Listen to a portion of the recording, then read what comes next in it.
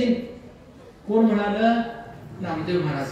आपण म्हणू का देवाला खा नाही तर जीव देईन?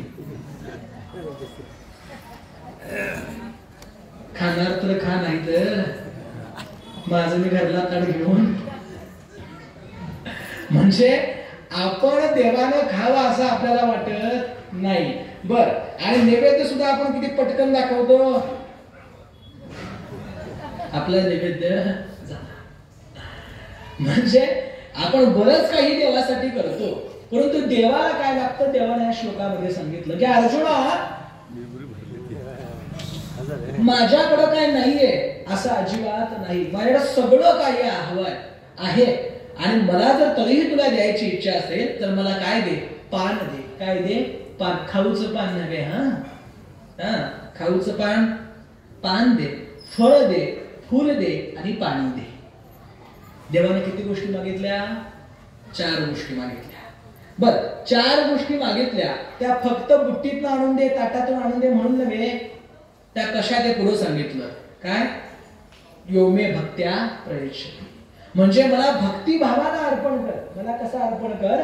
भक्तिभावानं अर्पण कर. नाहीतर देवाला पान पाहिजे म्हटल्यानंतर आपण इथं पानांच्या आरास करू की नाही? देवाला फळ पाहिजेत म्हटल्यानंतर हुपरीच्या बाजारातून सगळी फळं आणू की नाही? पाणी पाहिजेत म्हटल्यानंतर बोर चालू करू की नाही? मला सांगा, तुमच्या आमच्याकडनं फळ, फूल, पानं मागायला देवाकडे नाही का? आहे. देवाकडे आहे. अहो, ज्यानं इतकं मोठं ब्रह्मांड निर्माण केलं, ज्यानं इतका महासागर निर्माण केला, त्यानं तुमच्याकडे पाणी मागावं का? ज्यानं ही मोठमोठी जंगल अरण्य उभा केली, त्यानं तुमच्याकडे पानं मागावं का? त्यानं तुमच्याकडे फळ मागावं का? अहो, त्याच्याकडे सगळं काही आहे, फक्त तो भावाचा भुकेला आहे. त्याला आपला भाव पाहिजे, त्याला आपली भक्ती पाहिजे. आणि म्हणून या श्लोकाचं निरूपण करताना माऊली असं म्हणतात की मग निस्सीम भाव उल्हासे मज अर्पवयाचे मिसे. म्हणजे काय? की मला निस्सीम भाव पाहिजे, या सगळ्यामध्ये भक्ती पाहिजे. आणि म्हणून पुढे सांगितलं, मी उपचारी कवना ना कळेगा. मी उपचारानं कुणाला कळत नाही. उपचार म्हणजे काय? करायचं म्हणून करायचं, नाही केलं तर लोक काय म्हणतील म्हणून करायचं. मनी नाही भाव आणि पुढे काय? देवा मला पाप. मग असं जर कोण करत असेल किंवा कोण काहीतरी म्हणते म्हणून करत असेल तर ते देवाला मान्य होत नाही. म्हणून सांगितलं की आम्ही भावाचे पाहुणे. आम्ही पाहुणे कशाचे आहोत? आम्ही भावाचे आहोत. आम्हाला भक्ती पाहिजेत, आम्हाला भाव पाहिजेत, आम्हाला प्रेम पाहिजेत. आणि म्हणून म्हटलंय, थोर प्रेमाचा भुकेला हाचे दुष्काळ तयाला. देव कशाचा भुकेला आहे म्हटलं? खिरीचा नव्हे. उद्या महाप्रसाद आहे त्याचा नव्हे. कशाचा? थोर प्रेमाचा भुकेला. देव कशाचा भुकेला आहे? तर तो प्रेमाचा भुकेला आहे. आणि एवढा प्रेमाचा भुकेलेला असणारा देव, आणि ह्याच प्रेमाचा त्याला काय आहे? दुष्काळ आहे. त्याला काय आहे? दुष्काळ आहे. कारण का? माणसं प्रेम करत नाही. बघा, माणसं प्रेम कुणावरती करतात? माझं सोनं ग, माझं छकुल ग, कुणावरती करतात? आपल्या मुलांवरती करतात. आणि पुरुष मंडळी बायकोवरती प्रेम करतात. म्हणजे सगळे जण एकमेकात गुंतलेले आहेत, एकमेकांवरती आपण प्रेम करतोय, संसारात गुंतून राहतोय. परंतु ज्यानं हे सगळं काही आम्हाला दिलं त्या देवावरती आपण प्रेम करत नाही. आणि अशा देवाला प्रेम हवाय. आणि या प्रेमाबरोबर जर तुम्हाला काय देऊ वाटलं तर देव सांगतो की मला फळ द्या, फूल द्या, पाणी द्या आणि पान द्या. या 4 गोष्टी सोडल्या तर देवाला दुसरं काही नको आहे. आणि म्हणून ही ज्ञानेश्वरी आमचा धर्मग्रंथ आहे. भगवद्गीता आम्हा हिंदूंचा धर्मग्रंथ आहे. आणि यातला प्रत्येक शब्द हा भगवान श्रीकृष्णांचा आहे. त्यामुळं भगवद्गीता काय सांगते, ज्ञानेश्वरी काय सांगतं, तेच आमचं काय आहे? कर्तव्य आहे. आणि तोच आमचा धर्म आहे. आणि म्हणून बघा, जर यात्रा होत असतील, देव जर काय मागत असेल, आता देव कोणतले मागतात? सेंदरी हेंदरी दैवते, कोणती पूजी भूते खेते, आपल्या पोटा जी रडते मागती शिते अवधान. नाही का? ते बघा आहे बघा, ते अमावस्येच्या दिवशी वडाच्या झाडाखाली 2 पायलीचा शिजवलेला, त्याच्यावरती गोल गोल असतंय ते ठेवायचं, बाटलीत आणि जरा ठेवायचं, वडायचं असतंय ते ठेवायचं, आणि उतारा करून तिथनं सोडून. आहे तुमच्याकडे पद्धत? असणार काय? मग जे तुमच्याकडे मागतो तो देव का हो? अजिबात नाही. जो देतो तो देव, जो देतो तो देव. आणि असा देणारा देव जर कोण असेल तर तो भगवान श्रीकृष्ण आहे. कोण आहे? भगवान श्रीकृष्ण आहे. आणि असे श्रीकृष्ण सांगतात की भक्तानं मला काय द्यावं ही माझी अपेक्षा नाही, आणि तरीही भक्ताला द्यावं असं वाटलं तर मला पान द्या, फळ द्या, फूल द्या आणि पाणी द्या. बरं, ते देत असताना कसं द्या? भक्तिभावानं द्या, श्रद्धेनं द्या, प्रेमानं द्या. कारण मी उपचारी कवना ना कळेगा. उगाच द्यायचं म्हणून देऊ नका. या चारही गोष्टींची कथा पुराणांमध्ये येते, महाभारतामध्ये येते. पान, पत्रम, पान कुणी अर्पण केलं हो देवाला? तर देवाला अर्पण केलं द्रौपदीनं. कुणी अर्पण केलं? द्रौपदीनं अर्पण केलं. वनवास त्यांच्या वाट्याला आला, आणि वनवास वाट्याला आल्यानंतर जंगलामध्ये जाऊन राहायला लागले. आणि त्याच वेळेला दुर्योधनानं दुर्वास ऋषींना पाठवलं. कुणाला पाठवलं? दुर्वास ऋषींना. आता दुर्वास ऋषी म्हणजे शीघ्रकोपी. जरा काही पटलं नाही तर डायरेक्ट काय देणार? शाप देणार.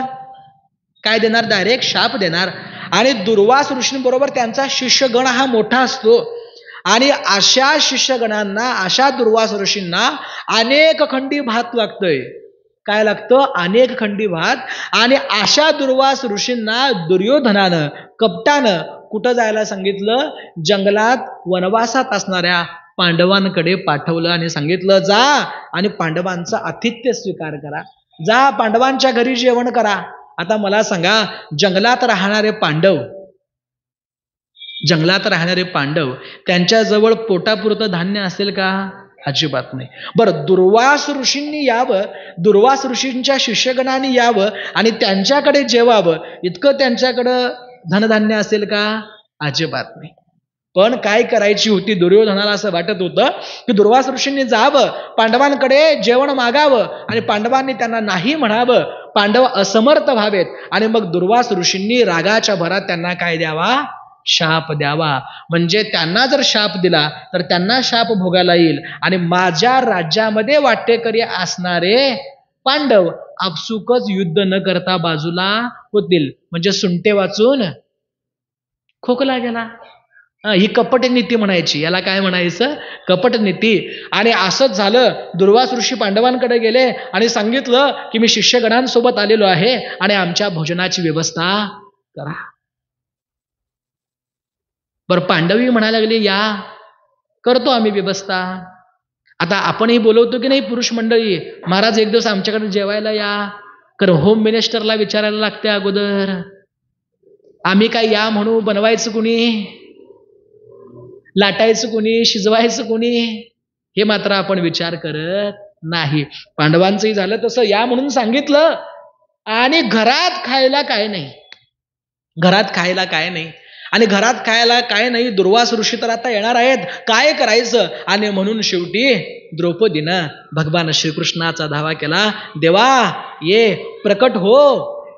मी धर्मसंकटामध्ये आहे, माझ्या घरला दुर्वास ऋषी येणार आहेत, त्यांना जेवण लागणार आहे, आणि माझ्या घरात तर अन्नाचा कण सुद्धा नाही.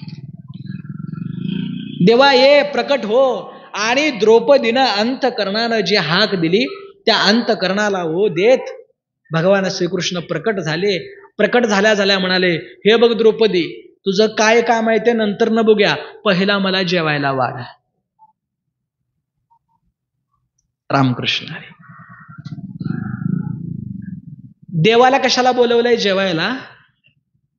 कशाला बोलवलंय देवाला जेवायला? अहो, इथं जेवणाची अडचण आहे म्हणून तुम्हाला बोलवलंय. तुम्ही आणि येऊन काय म्हणता जेवायला? म्हणजे दुष्काळात 13वा महिना. अरे बाबा, इथं दुर्वास ऋषी येणार आहेत, त्यांना जेवणाची व्यवस्था करायची आहे, तुला कुठलं वाढू? माझ्या घरात काय नाही. अगं बघ, असेल काहीतरी घरात. आणि मग द्रौपदीनं एका भांड्यामध्ये भाजीचं एक पान होतं. देवा सगळं पुसून घातलेलं आहे आणि या ताटामध्ये एवढं भाजीचं पान आहे. देव म्हणाला काही हरकत नाही, दे ते. देवानं ते भाजीचं पान घेतलं आणि देवानं ते पान खाल्लं. देत असताना द्रौपदीनं भक्तिभावानं दिलं आणि देवानं त्याच प्रेमानं स्वीकार केलं. देवानं ते एवढं भाजीचं पान खाल्लं. देवाचा म्हणजे पोट भरल्यासारखं वाटलं आणि जगाला तृप्तीचा ढेकर आला. दुर्वास ऋषींच्या शिष्यांना न जेवता सुद्धा पोट भरल्यासारखं वाटायला लागलं आणि त्यांनी सांगितलं की बाबा आम्हाला भूक नाही, आमचं पोट भरलेलं आहे आणि आम्ही काय करतो, आम्ही आमच्या पुढच्या यात्रेला निघतो. म्हणजे एवढंच पान सुद्धा देवाला प्रसन्न करून घेता येतं, फक्त ते भक्तिभावानं अर्पण करता यायला हवं म्हणून सांगितलं. पत्रम पुष्पम फलम तोयम. मग दुसरा शब्द आहे पुष्पम. पुष्प, पुष्प म्हणजे फुल. कुणी अर्पण केलं हो देवाला? गजेंद्रानं अर्पण केलं. कुणी अर्पण केलं? गजेंद्रानं अर्पण केलं. आपल्याला माहिती आहे गजेंद्र सगळ्यांना. ते एखादा फोटो असतो बघा, की हत्ती तळ्यामध्ये आहे, हत्तीचा पाय कुणी धरलाय? मगरीने धरलेला आहे. हत्तीच्या सोंडेमध्ये कमळ आहे आणि वरती भगवान विष्णू आणि लक्ष्मी माता पाहतायत. आहे की नाही? फोटो बघितलाय की नाही? तोच प्रसंग आहे. बघा काय झालंय की गजेंद्र हा सरोवरामध्ये पाणी पिण्यासाठी गेला आणि त्याच वेळेला नकरानं म्हणजे मगरीनं त्याचा पाय धरला आणि त्याचा पाय धरल्यानंतर मगर हत्तीला आत ओढायला लागली आणि हत्ती काय करा, बाहेर यायला लागला, प्राण वाचवण्यासाठी प्रयत्न करू लागला. आणि मग त्याच्या हत्तीच्या घरातले सगळे, त्याचे बहीण, भाऊ, पत्नी, मुलं सगळे आले आणि सगळे हत्तीला बाहेर ओढायला लागले, गजेंद्राला आत ओढायला लागले आणि मगर त्याला आत ओढायला लागले. चाललंय असं. मगर काय करायची? गजेंद्राला आतमध्ये ओढायची आणि गजेंद्राचे नातेवाईक गजेंद्राला बाहेर ओढायचे. असं बरेच दिवस चालले. नवे शास्त्रकार म्हणतात हजारो वर्ष असं चाललं. किती वर्ष?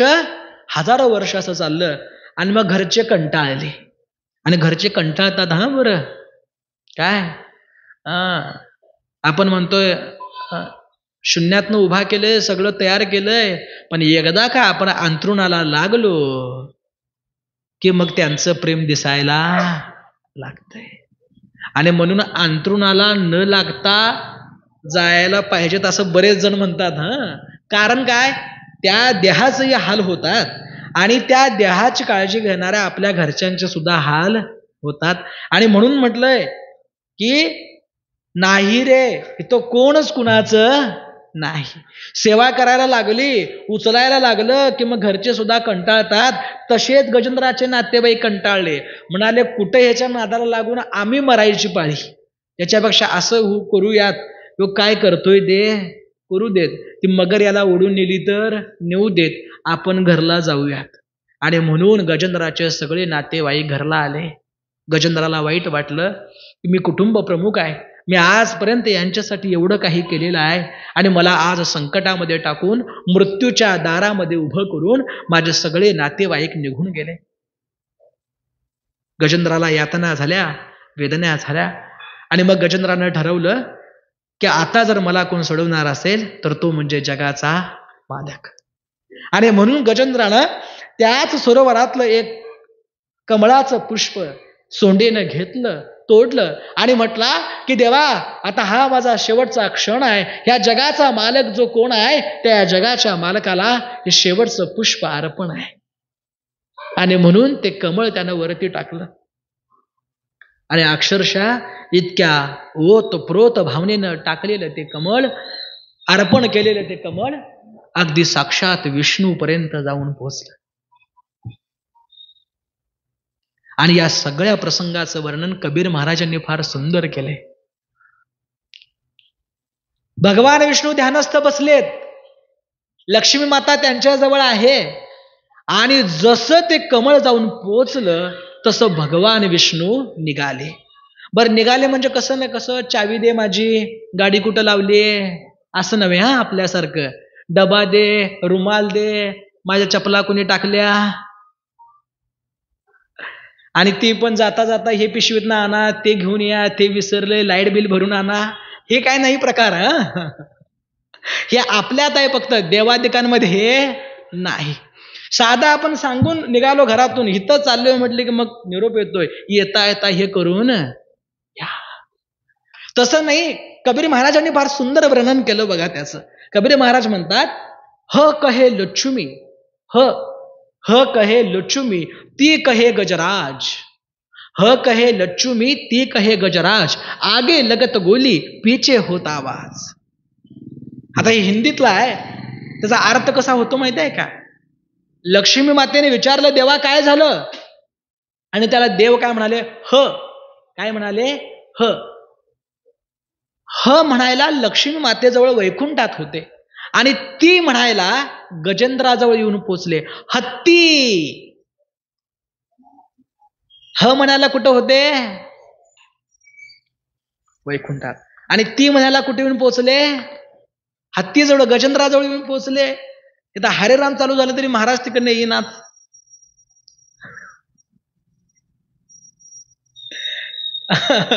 बरोबर आहे की नाही? म्हणजे देव इतका कनवाळू आहे, आणि म्हणून कनवाळू कृपाळू भक्ता लागी मोही गजेंद्राचा धावा तू केला विठाई. किती भावपूर्ण वर्णन आहे बघा, की तो कनवाळू आहे, कृपाळू आहे, आणि भक्ता लागी तो मोही आहे. आणि असं देवानं ज्या वेळेला केलं आणि गजेंद्राजवळ येऊन पोहोचला, त्यावेळेला गजेंद्राला देवानं जवळ केलं आणि सांगितलं की तू अर्पण केलेलं पुष्प माझ्यापर्यंत येऊन पोहोचलेलं आहे, तू भक्ती भावना मला ते अर्पण केलेलं आहे, आणि म्हणून मी तुला आता वैकुंठाला घेऊन जाणार आहे. बघा, एक फूल दिल्यानंतर वैकुंठाला नेण्याचं सामर्थ्य परमेश्वरामध्ये आहे. एक फूल भक्तिभावानं अर्पण केल्यानंतर. बर, फक्त गजेंद्राला नाही, तर गजेंद्राला धरणाऱ्या मगरीला सुद्धा देवानं वैकुंठाला नेलेलं आहे. वैकुंठाला नेलेलं आहे. आणि म्हणून शेवटच्या क्षणी सुद्धा गजेंद्रानं जगाचा मालक असणाऱ्या, ब्रह्मांडाचा पिता असणाऱ्या परमेश्वराचं स्मरण केलेलं आहे. आणि म्हणून म्हटलं बघा, आयुष्यभर जरी देवाचं नाव मुखात नाही आलं तरी मरताना तरी एकदा यावं. म्हणजे हे काय आहे? हे काय आहे? ही भक्ती आहे, हा भाव आहे, हे प्रेम आहे. आणि असं पुष्प गजेंद्रानं अर्पण केलेलं आहे. दुसरा शब्द आहे फलम. फलम म्हणजे काय? फळ. फळ कुणी अर्पण केलं? व आपल्या सगळ्यांना माहित आहे, देवाला फळ अर्पण केलं शबरीनं. कुणी अर्पण केलं? शबरीनं अर्पण केलं. काय त्या शबरीचं प्रेम, शबरीचं प्रेम बघा. शबरी ही भिल्ल राजाची कन्या होती, आणि तिचं लग्न ठरलं. तिचं लग्न ठरलं म्हटल्यानंतर सेम आता काय चालू आहेत म्हटलं मी मगाशी, यात्रा माही तसाच धिंगाणा करायचा. आणि मग तिच्या लग्नामध्ये जमणाऱ्या वऱ्हाडांसाठी याची व्यवस्था करण्यात आली. बरं, त्याची व्यवस्था करण्यासाठी बकऱ्यांचा एक कळपच आणून बांधला. बरं, ते काय तुमच्या माझ्यासारखे नव्हते, बऱ्यापैकी जंगली असल्यासारखे, आदिवासी असल्यासारखी मंडळी होती. त्यामुळे ते दणकून कार्यक्रम म्हटल्यानंतर मोठी बकरी आणून बांधली. आणि सहज येता येता शबरीनं बघितलं आणि वडिलांना विचारलं की बाबा हे कशासाठी आणलंय? आणि त्यावेळेला सांगितलं की उद्या तुझं लग्न होणार आहे, आणि लग्नात येणाऱ्या सगळ्या वऱ्हाडांसाठी भोजनाची व्यवस्था म्हणून आणलेला आहे. शबरी म्हणाली, लग्न माझं आणि बळी यांचा का? बरोबर आहे, मुद्दा आहे की नाही? बघा, आता आपल्याकडे काय आहे, आपण लग्नाला काय म्हणतो? शुभ विवाह. काय हॅपी बर्थडे काय म्हणतो? शुभ विवाह म्हणतो. मग अशा शुभ विवाहामध्ये जर रक्तपात होत असेल तर तो शुभ राहील का? मग तो काय होईल? अशुभ विवाह. आणि एकदा झालेला अशुभ विवाह शेवटपर्यंत शुभ होईल म्हणता नाही. तर ते शबरीला वाईट वाटलं की आता इथं काय रक्तपात होणार आहे, माझ्या लग्नामध्ये एवढी बकरी कापली जाणार आहेत, म्हणून शबरीनं आदल्या दिवशी घर सोडलं. आता घर सोडतात ते वेगळं. शबरीनं सोडलेलं घर वेगळं. घर सोडलं कशासाठी सोडलं तर माझ्या लग्नामध्ये इतक्या बकऱ्यांचा प्राण जायला नको. शबरीनं घर सोडलं साधूंच्या ऋषींच्या आश्रमामध्ये जाऊन राहिली आणि भक्तिभावानं ऋषींची सेवा केली. आणि ऋषींनी त्यावेळेला सांगितलं की एक दिवस तुला प्रभू रामचंद्र येऊन दर्शन देतील. कधी सांगितलं? एक दिवस. शबरीने विचारले कधी येतील ते, किती वाजता येतील, दरवाजा उघड्या ठेवायला पाहिजे त्यावेळेला, बाहेर गेलो तर बाजूंच्या घरात चावी देऊन जातो. आपण म्हणू की नाही पाहुण्यांना, पाहुणे येणार आहे म्हणून सांगितलं तर किती वाजता येणार, त्या टायमाला आमच्या घरात कोणतरी असायला पाहिजे. मग असं करा, त्यावेळेला आम्ही घरात नसणार, त्यामुळे तुम्ही काय करा संध्याकाळच्या वेळेला या. म्हणजे पाहुण्यांना सुद्धा आता आम्ही टाइम सांगतोय आपल्या सवडीनं. शबरीने विचारलं नाही की कधी देव येणार आहेत, कधी देव भेटणार आहेत. शबरीने विचारलं नाही. शबरीला फक्त एवढंच कळलं की देव एक दिवस तुला दर्शन देणार आहे. आणि तसं म्हटल्यानंतर शबरीचा तो दिवस त्या क्षणापासून चालू झाला. आता 7 दिवस तुम्ही राबायला लागलाय. 7 दिवस. कसं वाटतंय? उद्याच्या दिवसाची वाट बघायलाय का नाही? उद्या एकदा कल्याचं कीर्तन झालं की पूर्ण केला मनोरथ. शबरीचा तो दिवस त्या क्षणापासून चालू झाला. पहाटे उठायचं, स्नान करायचं, समोरचं अंगण सारवायचं, अंगणात रांगोळी घालायची, जंगलामध्ये जायचं, जंगलातली फळं आणायची द्रोणामध्ये. द्रोण अगोदर असायची की नाही? द्रोण आता आपल्या डबे आहेत त्यामुळे आपल्याला द्रोण फारशी माहीत नाहीत. तर त्या द्रोणातनं ती फळं आणायची. आणि फळं आणत असताना कशी आणायची? हाताला गावलती नव्हे. बारकं झाड कुठलं आहे, जवळ कुठलं आहे असं नाही. तर ती फळं काढायची, खाऊन बघायची गोड आहेत की आंबट आहेत. आंबट असतील तर ते टाकायचे आणि गोड असतील तर ती द्रोणामध्ये ठेवायची. बरं हे किती दिवस? ते द्रोण घेऊन यायचं, द्रोण आत ठेवायचा आणि दारामध्ये बसून हरे राम हरे राम राम राम हरे हरे. आज भगवान राम येतील, उद्या येतील, परवा येतील असं म्हणत म्हणत दिवस गेले, महिने गेले, अनेक वर्ष गेली आणि तरणी बांड असणारी शबरी म्हातारी झाली. परंतु एक दिवस चुकला नाही. पहाटे उठायचं, स्नान करायचं, अंगण सारवायचं, अंगणामध्ये रांगोळी घालायची, जंगलामध्ये जायचं, बोरे घेऊन यायची, ती द्रोणामध्ये ठेवायची आणि उंबऱ्यात बसून त्या वाटेकडे पाहत हरे राम राम राम हरे हरे. एक दिवस प्रभू रामचंद्र येतील, मला दर्शन देतील आणि मी एकदा त्यांना मन भरून अंतकरण भरल्या डोळ्यांनी पाहि.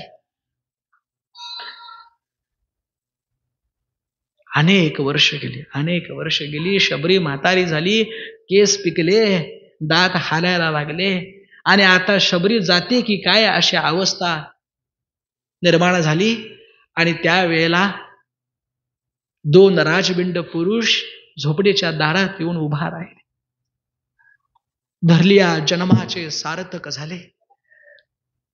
आयुष्यभर अनेक वर्ष ज्यांची वाट पाहिली ते प्रभू रामचंद्र आज झोपडीच्या दारात उभे होते. शबरीने विचारलं, देवा आलास? किती वेळ लावलास? इतकी वर्ष तुझी वाट पाहिली, आज येशील मग येशील, पण आज तू प्रकट झालास. देवा ये देवा, तुझ्यासाठी बोरे आणलेत, ते खा.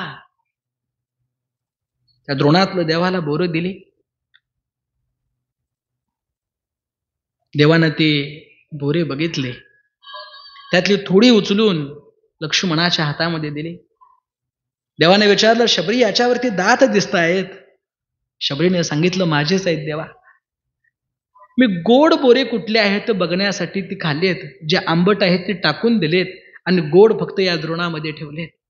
एवढं कळल्यानंतर लक्ष्मणानं आता ह्या भिल्लिनीची, या म्हातारीचं उष्ट मी खाऊ का, म्हणून लक्ष्मणानं आशी घेतली आणि आशी टाकली.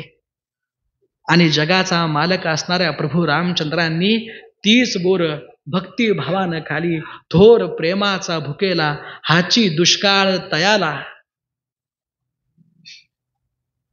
प्रेम सूत्र दोरी जिकडे नेतो तिकडे येतो.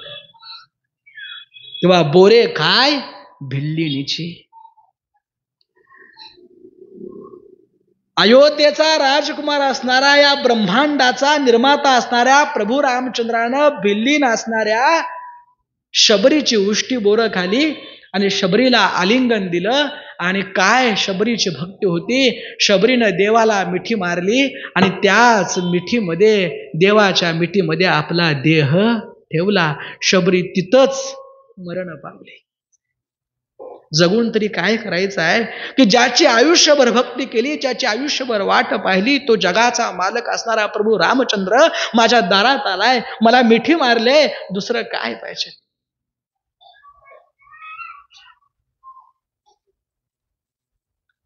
बोरानं सुद्धा देवाला प्रसन्न करून घेता येतं, हे शबरीनं आम्हाला दाखवून दिलंय. आणि म्हणून म्हटलं पत्रम पुष्पम फलम तोयम. देवाला फार काही लागत नाही. हजारो वर्षाची साधना सुद्धा देवाला सारखीच आहे आणि क्षणभर तुम्ही दिलेलं प्रेम सुद्धा देवाला सारखं आहे. आणि म्हणून म्हटलंय देवाचे द्वारी उभा क्षणभरी.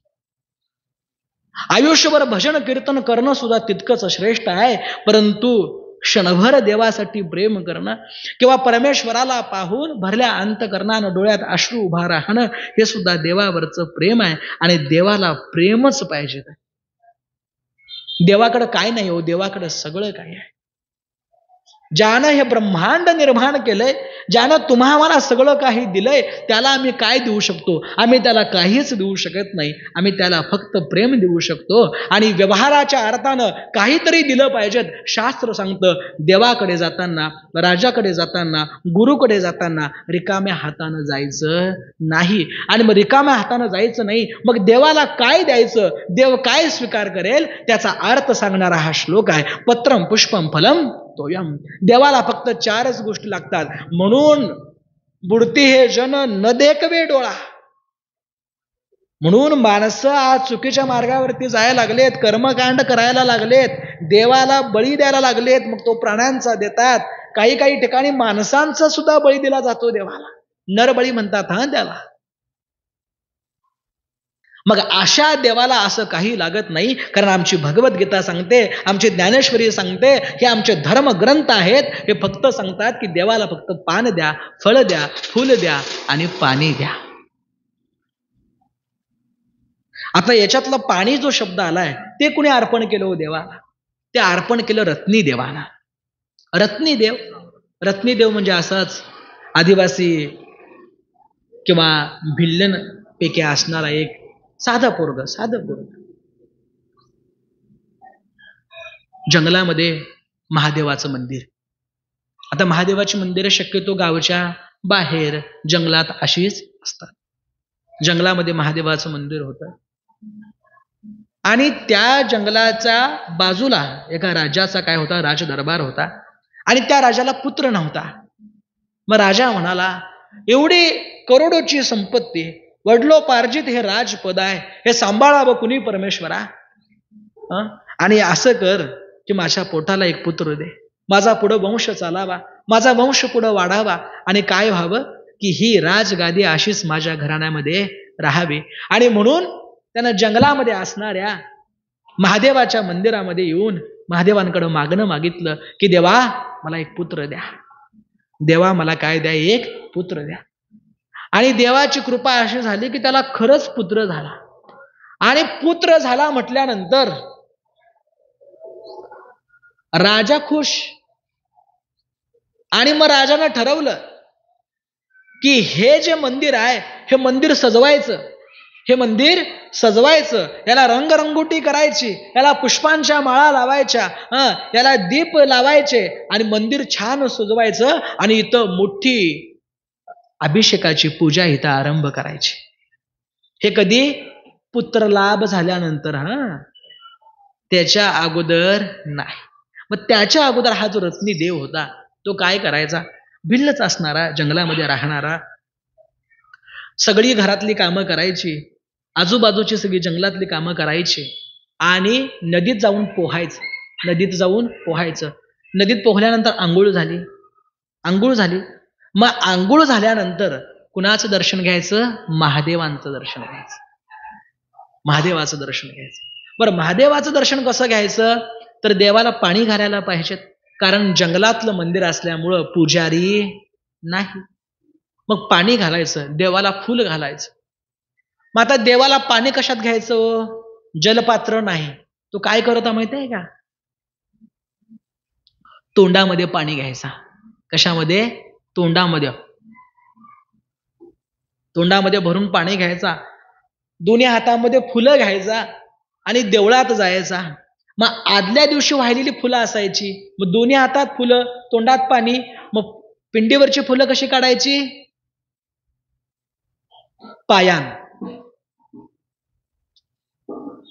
पायान पिंडीवरची फुलं काढायची, तोंडात असलेली गुळणी पिंडीवरती टाकायची आणि मग ही फुलं घालून नमस्कार करायचा. आता आम्ही खुळं म्हणू की नाही, ईस म्हणू की नाही, घाण म्हणू की नाही, पण भाव शुद्ध होता. आणि मग हे असं नेहमी चालत होती त्याची सेवा. आणि राजाला पुत्र झाल्यानंतर 1 दिवसात मंदिर बदललं हो. सभा मंडप काय तयार झाला, दीपमाळा काय लावल्या गेल्या, रांगोळ्या काय घातल्या गेल्या, पुष्पहारांची सजावट काय केली गेली. आणि एवढं सांगितलं बघितल्यानंतर माता पार्वती भगवान महादेवांना म्हणाली की बघा, तो राजा किती तुमचा निस्सीम भक्त आहे, त्यानं तुमचं मंदिर कसं सजवलेलं आहे. बघा तुमच्या मंदिराला कशी रंगरंगोटी केलेली आहे. हे तुमचं जंगलातलं मंदिर, कोण जात तरी होतं का तिथं? बघा राजानं कसं सजवलंय. राजा खरंच तुमचा भक्त आहे. हा, आता सांगितलेलं सगळंच ऐकायला पाहिजेत काय? पण तुम्ही ऐकल्याशिवाय सुद्धा सोडत नाही. हा, आणि म्हणून म्हणते बघा आई, आमचं पोरग चांगलं होतं, कारण ती आल्यानंतर पावरच आहे हो इकडं तशी. पार्वती मातेनं सांगितलं, बर आता वाद कुणी घालायचा हिच्या बरोबर? शेवटी आदिशक्ती, शेवटी बायको, वाद घालायला नको. हो म्हणाले. अहो, मी इतकं मगापासून सांगते, त्या राजाचं कौतुक करते, तरी तुम्ही माझ्याकडे लक्ष देत नाही. हे बघ म्हणाले, हा खरा भक्त नाहीये.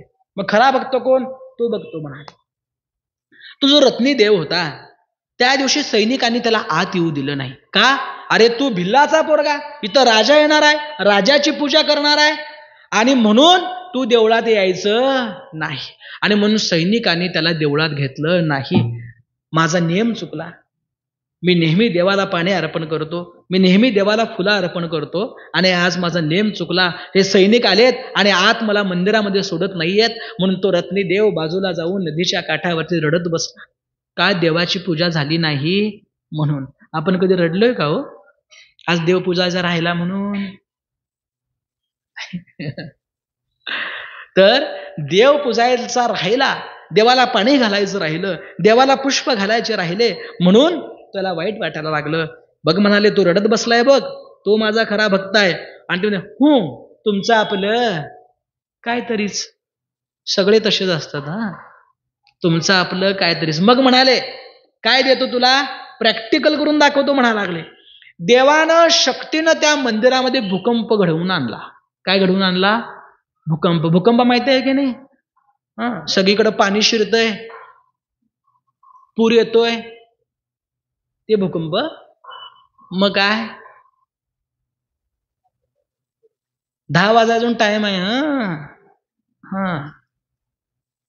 जागते रहो. काय भूकंप म्हणजे हादरे बसायला लागले, मंदिर हालायला लागले, आणि जे देवाची पूजा करायला आलेले राजा, राजाची बायको, त्याचे सासू सासरे, सैनिक सगळे पळायला.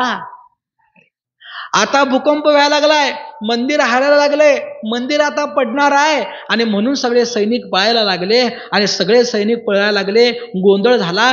बाजूला बसलेल्या रत्नीदेवाला ऐकू गेलं. रत्नीदेव पळत आला. हे का पळतायत? तर मंदिर सगळं हारायला लागलं म्हणून हे पळतायत. रत्नीदेवानं ठरवलं की आता भूकंप होणार आहे, हे मंदिर पडणार आहे, आणि मंदिर पडलं तर माझ्या महादेवाच्या पिंडीवरती इजा होणार आहेत.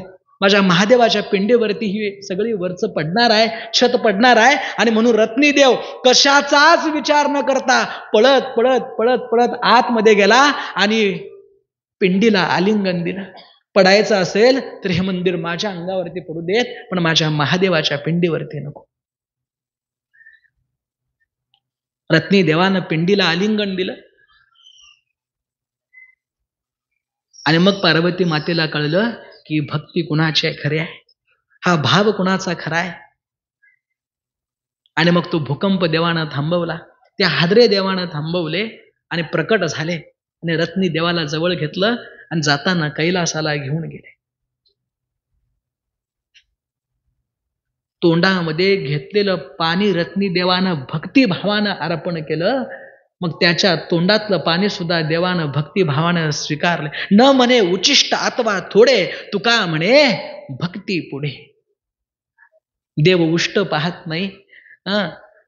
देव पुढं असणारा भक्त शुद्ध आहे, अशुद्ध आहे, स्वच्छ आहे, अस्वच्छ आहे, मोठा आहे, लहान आहे, काही पाहत नाही. देव फक्त भाव पाहतो. तेच आजच्या प्रवचनाचं श्लोक आणि ओवी आहे. मग निस्सीम भाव उल्हासे, श्लोक आहे पत्रम पुष्पम फलम तोया.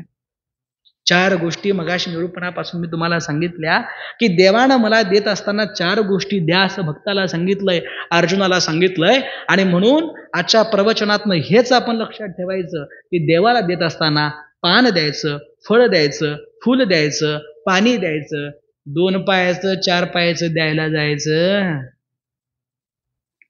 ते आमच्याकडं ली काय काय आहे, सटवाई आहे, मसोबा आहे, अजून ली काय काय. आता आम्ही करत नसल्यामुळं आम्हाला माहीत नाही. त्यामुळे आता ज्यांनी ज्यांनी हे ऐकलंय, बरं आमच्या गावातलं सांगितलं अजिबात नाही, ज्ञानेश्वरीतलं सांगितलं, भगवद्गीतेतलं सांगितलं, पुराणातलं सांगितलं. म्हणजे देवानंच सांगितलं की मला ह्या 4च गोष्टी द्या, या 4 गोष्टीशिवाय मला काही नको. मज अर्पवयाची मिसे, म्हणजे मला हे अर्पण करा. आणि करत असताना कसं करा, भक्तिभावानं अर्पण करा. आणि म्हणून आज शेवटच्या दिवसामध्ये मागणीपर प्रकरण असतं, आणि म्हणून संतांची मागणी कीर्तनात घेईन, परंतु प्रवचनामध्ये देवाची मागणी घेतलेली आहे. देवाची मागणी प्रवचनामध्ये घेतलेली आहे. मोठ्या माणसांना क्षमा करा, कारण काय माहिती आहे का, थोडा वेगळा विचार केला मी की आपण देवाकडं काय मागावं हे नेहमी कीर्तनात ऐकतो, पण देव आपल्याकडं काय मागावं हे प्रवचनातनं सांगावं म्हटलं. आणि म्हणून हा श्लोक निरूपणासाठी घेतला. देवाला भाव पाहिजे आहे फक्त, देवाला प्रेम पाहिजे आहे फक्त. तो भाव, ते प्रेम तुमच्यामध्ये आहे, आणि म्हणूनच तुम्ही इथं आहे. गेली 7 दिवस तुमची सेवा चालू आहे. उद्या त्या सेवेची काय आहे सांगताय, नंतर न कीर्तन आहे. कीर्तनात आता संतांची मागणी पाहूयात. आता देवाची मागणी पाहिली, कीर्तनात संतांची मागणी पाहूयात. झालेली सेवा खरंच म्हणजे मी इथं आल्यानंतर मला तुम्ही सगळे आपले झाल्यासारखं वाटायला लागलंय. कारण का, मला वाटतंय ही गेल्या सप्त्यामध्ये एक प्रवचनाची सेवा झाली, त्याच्यानंतर गेल्या वेळेला विवाह सोहळ्याची सेवा झाली, आणि माझं भाग्य की आज परत जागराची प्रवचन सेवा आणि जागराची कीर्तन सेवा माझ्या वाटेला आलेली आहे. मी तुम्हा सगळ्या आयोजक मंडळींचं मनापासून आभार मानतो. भाऊसाहेबांचा विद्यार्थी म्हणून तुम्ही मला जे प्रेम दिलंय ते फार मोठं आहे, आणि ही आमची पात्रता नाही, हा अधिकारानं येणारा काय आहे अवस्था आहे. बघा, एक सांगतो तुम्हाला, एक छोटासा दृष्टांत सांगतो. एका गावामध्ये 10वी नापास झालेली मुलगी. कितवी नापास? 10वी नापास झाली मुलगी. आणि 10वी नापास मुलगी झाली. मग वडिलांनी ठरवलं आता काय करायचं, मुलगीचं नापास तर झालेलं आहे, पुढे शिकवण्यात काही अर्थ, त्याच्यापेक्षा असं करूया, हिचं काय करूया, लगीन लावून देऊयात. आता लग्न लावून द्यायचं म्हटल्यानंतर तिला स्थळही तसं आलं, आणि तिच्या नशिबानं आणि वडिलांच्या पुण्यानं तिला स्थळ आलं डॉक्टरांचं. कुणाचं? डॉक्टरांचं. डॉक्टरांचं स्थळ आलं. डॉक्टरांनाही मुलगी मिळत नव्हती. डॉक्टर म्हणाले क्लिनिकमध्ये काय करायचं ते माझं मी करतो, फक्त माझ्या जेवणाची व्यवस्था होऊ दे. तिला विचार 10वी नापास आहे, चालेल, जेवण बनवता येतं का? ते म्हणाले अगदी उत्तम बनवते. काम झालं म्हणाले, ठरलं, वाजवलं, लग्न झालं. लग्न झालं, गल्लीत आले वगैरे सगळे विधी झाले आणि गल्लीतली बाई एक दिवस घरात गेली, दरवाजा बंद होता आणि तिनं आवाज दिला. काय म्हणून? अहो डॉक्टरीन बाई, जरा दरवाजा उघडा. आवाज काय दिला? काय दिला? डॉक्टरीन बाई. कितवी नापास? कितवी? 10वी नापास. 10वी नापास असणारी बाई, मुलगी, डॉक्टर बरोबर लग्न झालं म्हणून कोण झाली? डॉक्टरीन बाई झाली. आणि ते डॉक्टर ते MBBS करायला 5 लाख रुपये, पुण्याला शिकायला, मुंबईला शिकायला, सगळीकडं शिकून ते डॉक्टर झाला आणि ही फक्त अक्षता टाकून आली, ते डॉक्टरीन बाई झाली. माझंही तसंच झालं. तुमच्या प्रेमामुळं इथं आमचे बाबासाहेब असतील, काकासाहेब असतील, या सगळ्या मंडळींचं प्रेम आणि तुमचं सुद्धा प्रेम आहे म्हणून भाऊसाहेब गुरुजींचा विद्यार्थी म्हणून आज हा अधिकार आहे. दुर्बळाची कन्या समर्थाने केली. दुर्बळाची कन्या समर्थ, अवदसा निमाली दारिद्र्याची. म्हणजे गोर गरीब घरातली मुलगी कुठं दिली? श्रीमंताच्या घरात दिली. आपोआप माहेरची श्रीमंत झाली. हो, येताना पिशव्या भरूनच आणल्या की. तशी अवस्था झाली. त्यामुळं हिची कृपादान तुमचेमच.